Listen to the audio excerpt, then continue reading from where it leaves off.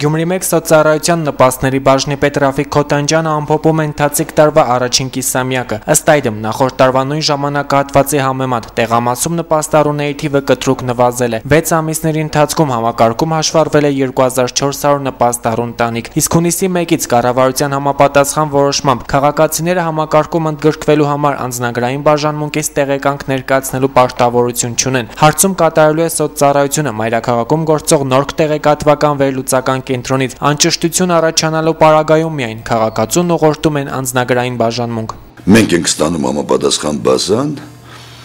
եթե կա անճշտություններ անձերի քանակի հետ, այդ դեպքում ենք ուղարկում անձնագրային բաժին, հիմնականում երեխաները գրանցված չեն։ Դա միանշանակ քաղաքացու մեղքով է։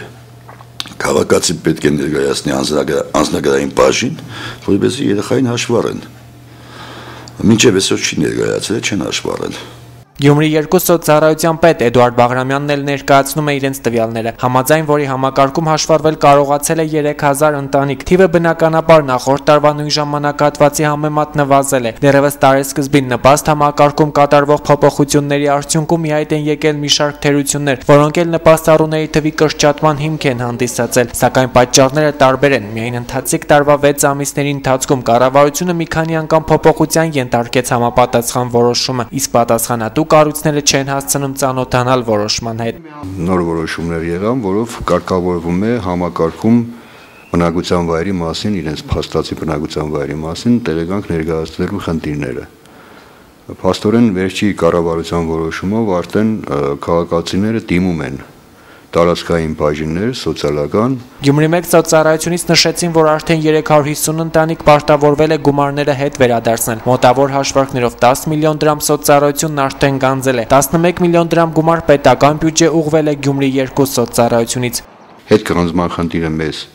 հիմնականում առնչվել է աշխատող ընտանիքի անդամների, այսինքն դա մեզ համար շարունակական աշխատանք է։ Այսինքն ընտանիքի անդամ, որը որ ժամանակին թաքցրել էր իր եկամուտը կամ տեղեկանքում չէր ընդգրկվել։ Մենք այս պահին հետգանձումները կատարում ենք, չկան ընտանիքներ հրաժարվողներ, նույնիսկ ընդհուպ